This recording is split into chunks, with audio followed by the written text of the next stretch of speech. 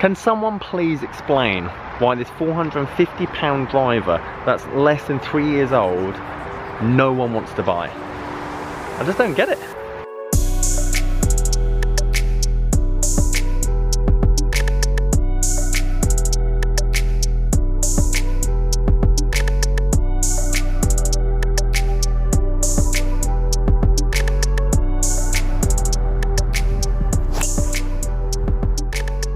Guys, how you doing? Welcome back to a brand new video. Simon here, on the way to go and pick up one of my underrated drivers. I did a list probably a week ago, 2 weeks ago, of drivers that are just heavily underpriced in 2021, and you should go and have a look at them.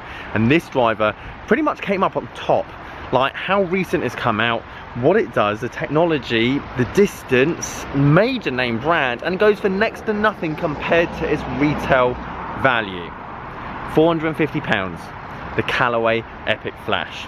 The Callaway Epic, which is 2 years older than it, goes for the same price second hand. Now I'm not talking about buy it now or golf clubs for cash, bidder, you name it. I'm talking in just auctions. When it comes to auctions on eBay, I've seen these go for £130. I even showed you in that video.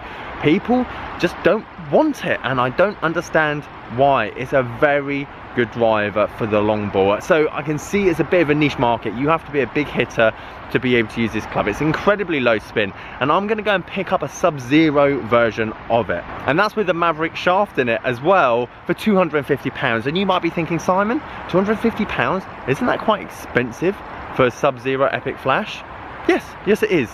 But this one comes with 40 pitching wedge of I-59s as well, which has just been recently re-gripped with multi-compound grips. So therefore, this driver has essentially just been given away. £70, £60 at most. Why does no one want the Epic Flash? That's what we're going to talk about in this video. Right, boys and girls, all acquired. I actually got a free little bag to go with it. Little Wilson staff and a Cadbury's wrapper. So I never say no to free stuff, you know me.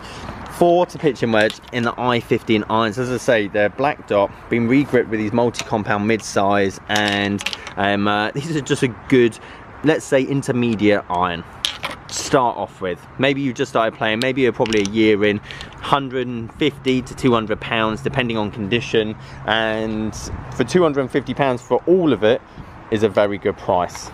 Epic Flash Sub-Zero. Now sadly it has got some marks and wear and tear, but for a driver that, as I say, I mean, this came out 2 years ago. If you think we've had two cycles, we've had the Epic Speed this year, we had the Maverick last year, and then this, as you can see, in pretty good condition on the bottom.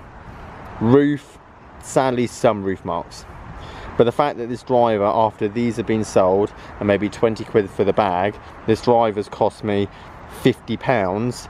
It astonishes me how older Callaway models, like let's say the X2 or the XR, go for the same amount of money if you're a bit patient on an eBay auction. And as you can see, we've got the Riptide even flow that normally you see in a Maverick driver in the end of it. So I'm not too sure. I might actually swap the shafts out when I come to sell this. Sell the Maverick one separately, and a 10.5 Sub-Zero. This is an animal. This is a beast. If you've ever hit the original Great Big Bertha Epic, this thing goes just as far, and that's why the older ones have held their price. I don't know why the older version goes for the same amount of money. I'll show you some pricing here. We're talking £180 for a driver that's 5 years old, compared to £150, £160 that you sometimes see these on auction for. It's basically the same technology. If anything, it's better. And it's not because Callaway don't sell loads of drivers. They sell tons of these. Callaway is one of the biggest brands, especially in America and across Europe. They sell tons of equipment. They would have sold tons of the Epic Speeds this year.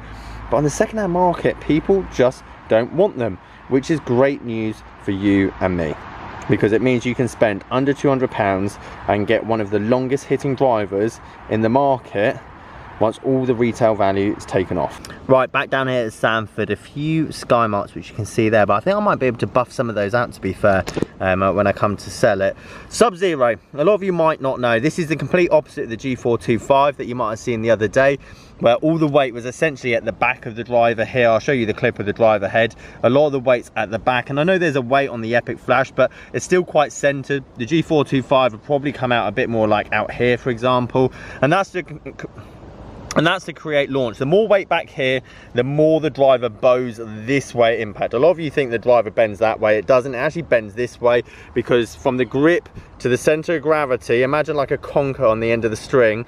When you start spinning it around, that string straightens, and that's exactly what this does. It straightens from the grip to here. So if the center of gravity is here, it's obviously going to bend more this way, and if the center of gravity is more in the shaft line, the shaft's not going to bend as much, hence you're not going to get as much launch. I hope that makes a lot of sense. I probably didn't explain it that well. This is, and the Great Big Bertha Epic, and also the Speed probably. I've never hit the Speed, but it's the same technology. There's a reason Callaway haven't changed their low spin, high launch, long ball machine over the last 5 years, is because they cracked it. They cracked it with the Great Big Bertha driver that came out. There's just no question. And at the end of the day, that's why they're not changing the recipe now. And it's probably why this is struggling and all the other ones are struggling in the second-hand market, because they kind of found the pinnacle for the long ball machine. Now, if you want forgiveness, it's the Rogue. If you want forgiveness with Callaway, it's the Maverick. Obviously, Callaway bring out 2 lines every year, or 1 line each year, and they swap from long ball machine, which is this, to the more forgiving setting like the Rogue and the Maverick. Overall though, I'll show you some of the Epic Speed prices as well on eBay. They're not doing too well compared to the other brands, and I just don't know why. Maybe you guys could enlighten me why Callaway in the second-hand market don't do as well, because personally, this is the pinnacle. Now, I could probably find a review. Actually, I'll try and find a snippet of when I reviewed this 3 years ago. Epic Flash versus Great Big Bertha. 150 versus 450. Now, I haven't done a review on the Epic Flash, mainly because it's going to go down the same route as the TaylorMade M5 in terms of low spinning. Majority of the public won't be able to get it airborne. And I probably said in that review that, to be honest, you're better off just going back and getting the old school Epic, because it's a lot cheaper and it does exactly what this one does. However, if the old school Epic in the eBay price listings, I'm probably showing you some now, versus this, pretty much the same or close enough, we're talking 10, 20 quid, why would you not get something that's newer? That's probably got more life in it, which probably won't have the face cave in as quick, which probably has better shafts or more combinations, better head cover, not as many sky marks on the top. This has to be the club, and for value for money, don't get me wrong, Ping, I would say, most forgiving brand on the market. Mizuno, most underrated as a price when new stuff comes out, drops off the shelf. When you want the longest ball, I'm not talking about dispersion, but if you're a big hitter and you say that you spin the ball too much, you can't go any more low spin than a Sub-Zero Epic driver, whether it's the original, this one, or the Speed. Now, I only hit 10 balls on the range with this driver, mainly because I was putting so many of them out the back. Now, understandably, yesterday it was slightly into wind, today it's downwind, but hopefully you can just see on the camera when I'm hitting these. I hit 10 balls, 11 balls in a row. I didn't cut, edit, this is just me swinging, and the ball is just launching and nose diving, which is exactly what you want from one of these drivers. You want it to be able to go to the longest ability out there, and Callaway and TaylorMade have pushed that bracket over the last 5 years. Do I agree with it? Not necessarily. The reason that I normally push people towards Ping is because the majority of you that are watching this video haven't got the clubhead speed to get this thing airborne. But if you do, I'm talking 110 plus, maybe 115 plus clubhead speed, there's nothing on the market that will go further than one of these, or an M5, or whatever TaylorMade low spin machine is out there. These things are just designed to have a knuckleball. Now, that doesn't help you on the bad shots. To be fair, my dispersion on the range, I pushed a few, hooked a few, it wasn't that bad. But if I was to have something more forgiving, tiny bit more spinning, those bad shots wouldn't be as bad. And when we play this game, a lot of you would comfortably take 25 yards off your best drive to make sure that 40% of your drives are going to be more in the fairway, because you know that's going to result in better scoring, and that's what this game's about. A lot of you probably hit a 320 or 300 or 280 yard drive, and you have 50 yards into the green and you thread it out the back, or you leave it 20 yards in front of yourself. So therefore it begs the question, do we need this kind of equipment for an amateur golfer compared to a tour pro when their wedge game isn't sufficient enough from that 20 yard or 30 yard gain. And this is the whole point of the channel. I try and show you guys the value of different brands and clubs, and there's no right or wrong, don't get me wrong. There's some of you guys that go, Simon, I've got this Ping driver and it's the longest driver I've ever hit. It outgoes TaylorMade and Callaway, and I'm just making blanket statements, and everyone is different and unique. However, I can guarantee you the review that I did on that Epic Flash 3 years ago, I would have been like, why would you spend £450? And I said the same about the M5. Why would you spend £450 on this when you can get the M2, or you can get the Great Big Bertha Epic Original, or whatever it is, for £200 or £180? But now we're in a very different era of second-hand golf, where all clubs have gone up in price because of the demand. Everyone wants a driver for £100 to £150 because there's so many beginners. The golf population in England's gone through the roof.